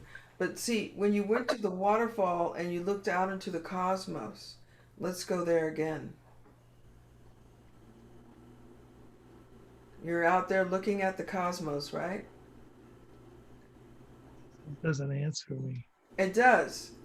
I just don't. Look into the cosmos. I'm going to get you there in just 1 minute. Trust me. So tell me when you see the cosmos. My vision of what I think the cosmos is, I see it. Okay. So the cosmos is created by an intelligence. Yes? So that intelligence is the prima ultra. And there is another intelligence that moves like the forces of fire, water, earth, and air. Can you feel the power of that? I can sense what it is. So, do they have a family? There's a unified, a state of unity, isn't there? There's a state of oneness. I don't understand that. Planet Earth. Let's stay with planet Earth. So how? I mean, these are questions of the forces that you're speaking about created the Earth. That intelligence of you looking at the cosmos, that's your galactic intelligence, and you have the ability to resonate within yourself, and you did it for a second. What do you think it takes to make the Earth round? The forces that are turning the Earth come from the west. That's the swastika. There's a literal force that's coming from the central part of creation. It's forming the Earth, the roundness. That force has an intelligence. It's not just haphazardly blowing. If you stand in the forest and you walk in your garden, when you walk your little doggy, when you walk in the two little doggies, stand in the forest very quiet and feel the intelligence moving in the wind.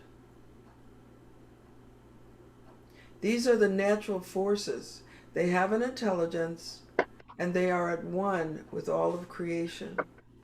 The natural forces will always work for the benefit of all. And so for me to just say it, I could say it, but for you, walk out there, first think of the waterfall, think of being above, think of the earth, think of the cosmos. Take that consciousness into the woods with you and open yourself to recognize that the world is alive with intelligence. Celestine, I understand these things. I'm asking these things from a point of view is that I believe and I understand to the extent that my mind will let me understand that. But you're telling us a whole pattern of things that have occurred that you say they're true, and I like them to believe I'm that getting it from the Galactics directly. that's, and I trust you that what you're telling me is correct. But there's also a part of that that wonders, that information that you're getting from these folks, these wonderful people and whatnot. You're talking about the Galactics, or you're talking about what Carlene was talking about? What are we talking about here? Galactic stuff? The spiritual council, the ultras. Those, Yes. I mean, they have form and substance, and they're, what. You went out with me when you saw the starship. But That was the Galactic Star Federation. I believe that. I believe that totally. But You saw them, so what's the problem? I didn't see them. I saw their evidence of them. Right. And so it's up to you, not me, to go out enough for them to land their ship, to step out their ship, and to go like this and say, I come in peace. If you really want to know them, you can ask for that relationship. That's up to you. I can only take you to the gate. It's up to you to walk through.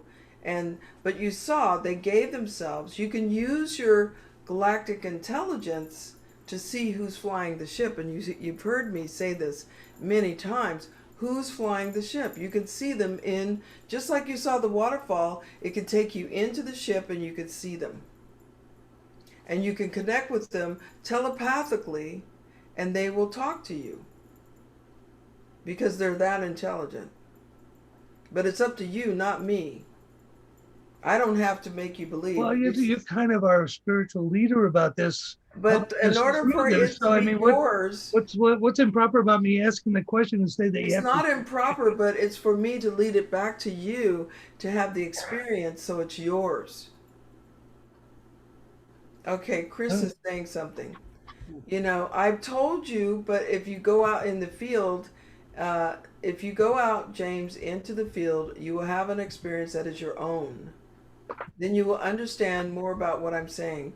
Okay, let's hear from Chris. I love it. Can I try and come Yes. at this from a different angle, James? Yeah, well, yeah.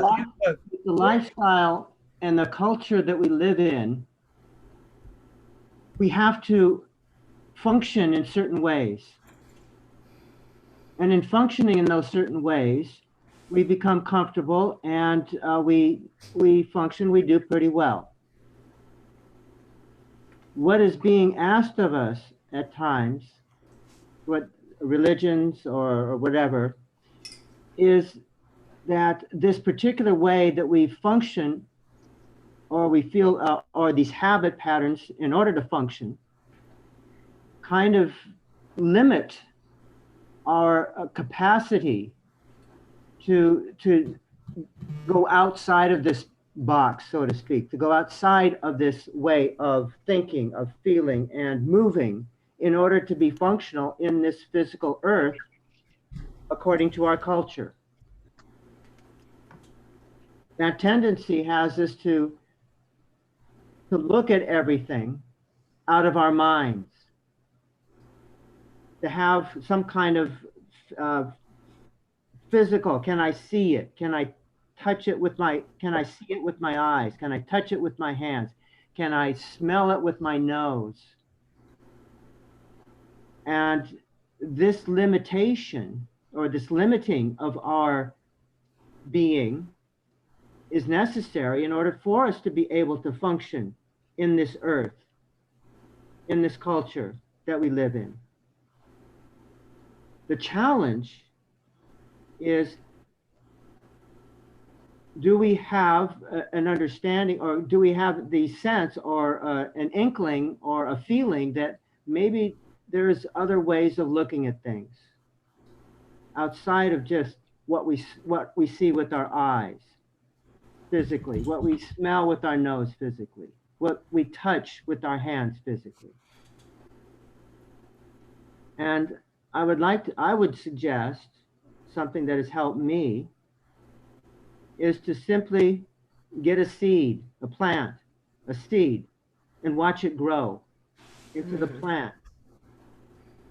As it comes to stem, the leaves, it blossoms and flowers, and then it dies. The flower, the blossom begins to wilt, and then it dissolves, and then it dies, and it goes back into the earth. But there's seeds.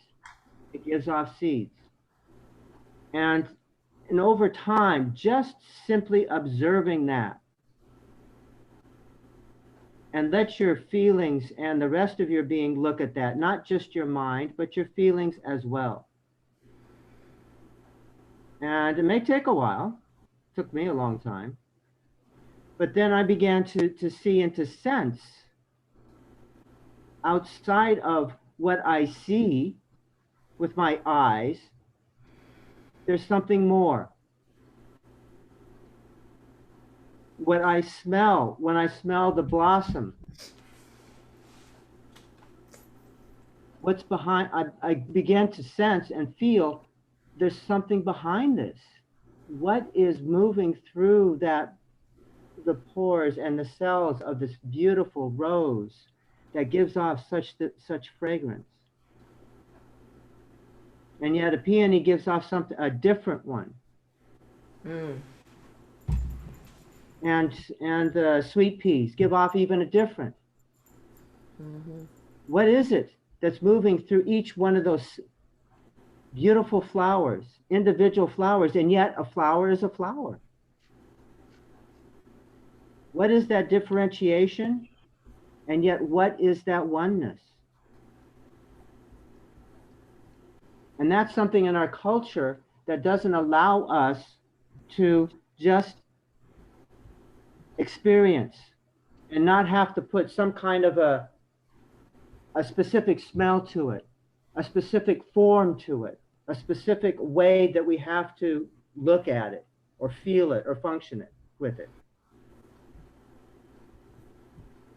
When you look at a car and you take it apart, the pieces, in order to get it back together again, you have to fit the pieces according to what it was originally designed. But where did that idea come from? To even put those pieces, to even design the pieces themselves. We don't ask ourselves that question. We just simply put the pieces together, and we use the car to get us where we need to go. Beautiful. And nature, in a sense, is the same way. We don't have to do anything for the rose to become a bud and open and give off its fragrance, and then it dies. Only for the plant to come and develop more roses. We don't ask that question because it's not in our culture to do so. And that is what is being asked of us, is to step back and not be so focused on what we are in our culture we tell ourselves we are to expect. We have to begin to experience unexpectedness. We have to step back so that the unexpected can come in and be a part of our space. Beautiful. Our gesture as humans in this culture is this constant, intense. I mean, all you have to do is look at the pictures of the people working with those with COVID. You look at the nurses, you look at the doctors. You look, where are they? They're right there in. There's no breathing space between the individual, the doctor, and the individual who's the doctor's trying to help. Because the doctors already have, or the nurses already have the idea of what's supposed to be done. standard operating procedures. Hmm. And one thing that came out of the New York situation last year was that when the doctors were observing, they were using these standard procedures, the standard procedures weren't working. They were observing what was happening, but it took them a while to then step back and let the observation of what was actually happening to their patients. And then they were able to begin to work appropriately to help the patients get well. So in our culture, we have this tendency to get so focused with with procedures, standard operating procedures, standard thought processes, standard acceptances, standard assumptions, that we don't give ourselves space to breathe, to breathe beyond what we have put ourselves into. Love it. Thank you, Chris. So it's simply a matter of stepping back and not having an expectation, of learning to live with the unknown.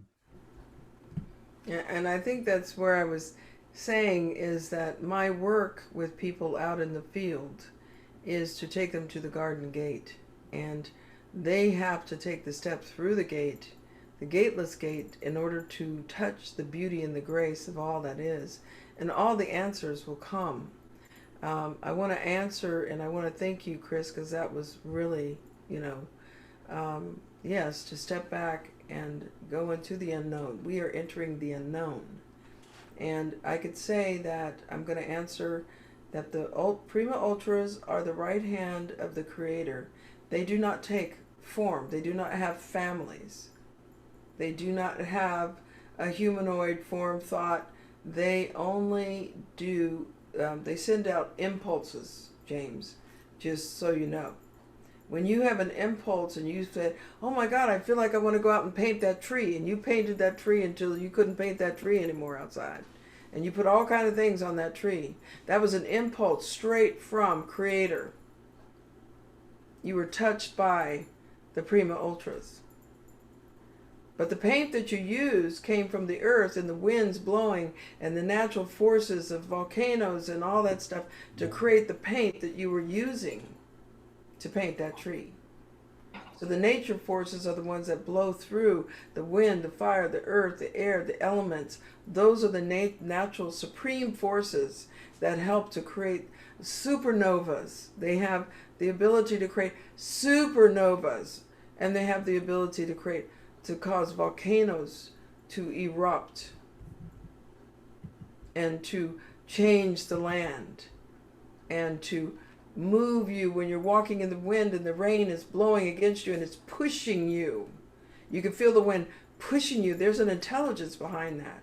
But you have to open yourself to recognize what is in the nature forces, what is an intelligent part of it, and what is the winds, just the gentle winds blowing. I mean, the next time you walk out the dogs, as I'm saying, get in touch with that, because it's much more fun. I mean, I could express it to you and say it just like that. But boy, if you go out and experience it for yourself, which is what the Galactics have told me to have you do. I'm not resisting. I'm just answering your question. But I can't answer it to James, the person who doesn't have, the human doesn't have the consciousness, just like Chris was saying. It has the focus of being in this dimension and understanding what's going on with your car and the keys and your clothes and how to fold them and put them in the drawer. But it cannot, it's hard to grasp. A human cannot go beyond the veil.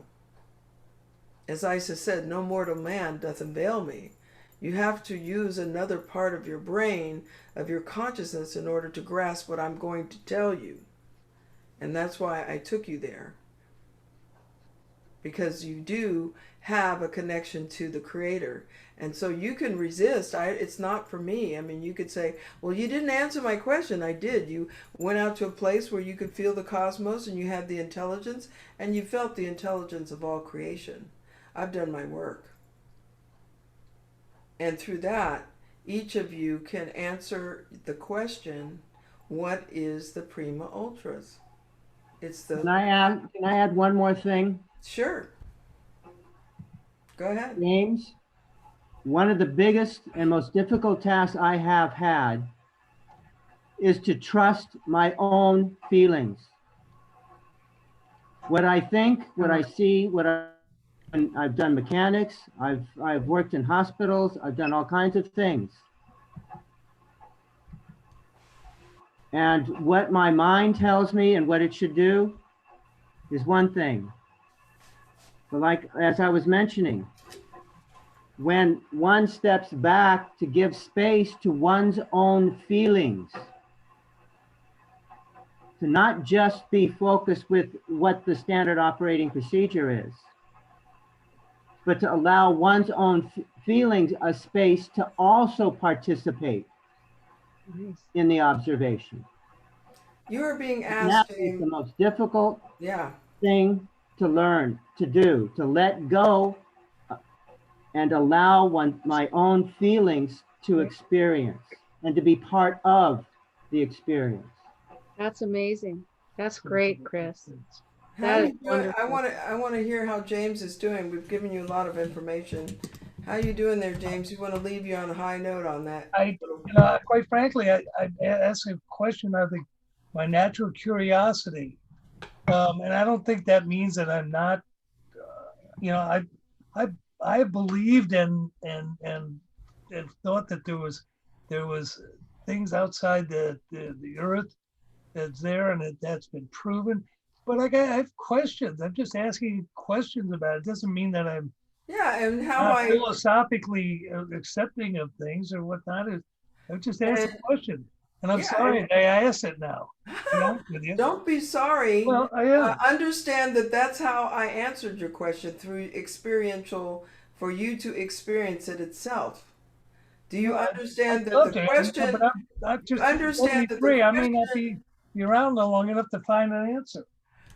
So, James, the question that you ask is about creation. And in order for certain people, in order to answer your question, I needed to know that you had your mind expanded enough for me to answer it. Because just to flip a few words off the top of my tongue is not going to answer your question. Because you missed the first part, which was, what is your intent? What are you seeking when you come to this meeting? And I'm so glad you're here, and I'm glad you asked the question. Do they have a family? No, they do, because they're all unified in their consciousness. So when you ask me the question, do they have a family? I know that you're speaking from James, the human. That's all I can do, can't I? I mean, no, I just took you to expand to where you were out of your human consciousness and into your galactic consciousness. We just did that. But how? And so if you're in a galactic state of being, you will understand that there's a higher state of consciousness that gives you the information in a way that makes sense. So let's say that you're thinking of God and you're thinking of prima ultras. If you imagine a humanoid shape, you're not imagining, you're putting out a belief system that there's a grouping of beings like the angelic presence. So the high spiritual council can be as vast as different, like 50 galaxies, right? 50 Milky Ways. That's the leverage of their consciousness, even beyond. I can't even speak for that. That's why I said you have to be in your galactic consciousness to even conceptualize what I'm saying to you. But I know that the High Spiritual Council has group parts of their grouping that can come in humanoid form. And part of them have incarnated in a galactic form, and they are part of the Galactic Federation. When we go out there, you are a part of the High Spiritual Council. But you're saying to me that you see them in a ship, so therefore they're just in a ship and you don't know for sure. I'm not saying that at all. Well, you just said that. You said, well, I only see them in I a saw ship. them, and You I said- realized, and I believe that there has been, forces outside of this earth that acted upon it, and that we are not alone in the universe. I believe that for since I was a kid. So when you So, go out and you look at the starships that It we have doesn't mean I seen, can understand, what you tell me in the book, that somehow I can translate that into some spiritual thing where my head is in the capacity to understand that without asking questions. I'm sorry. I mean, you just did it, James. I just literally, when you listen to this recording back, you're going to see, one moment, Chris, you're going to see that you not only expanded yourself, your consciousness, you touched creation, you looked into the cosmos.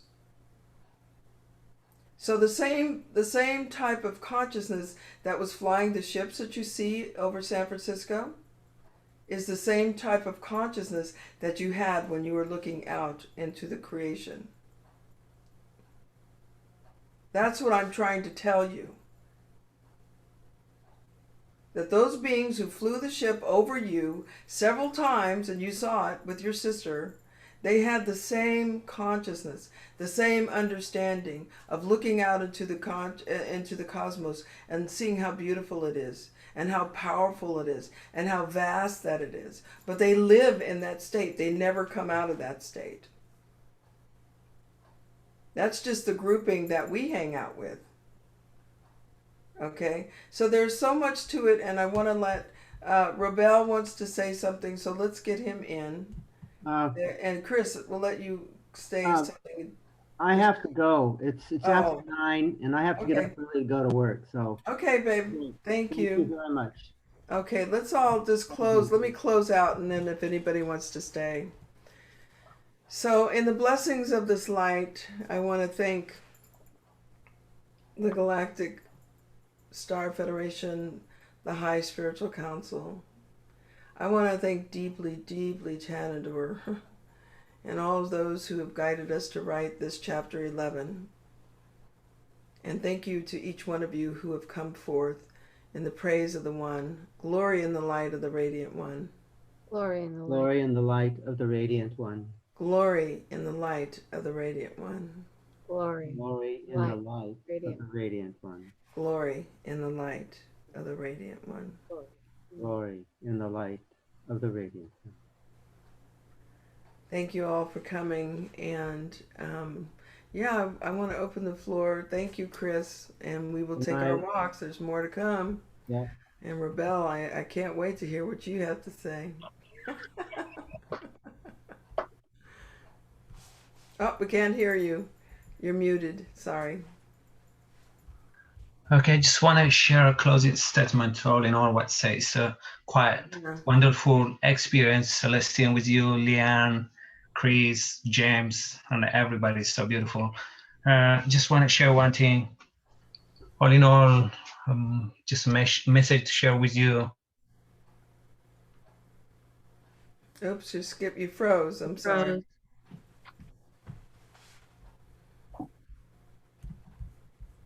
So you froze just for a moment.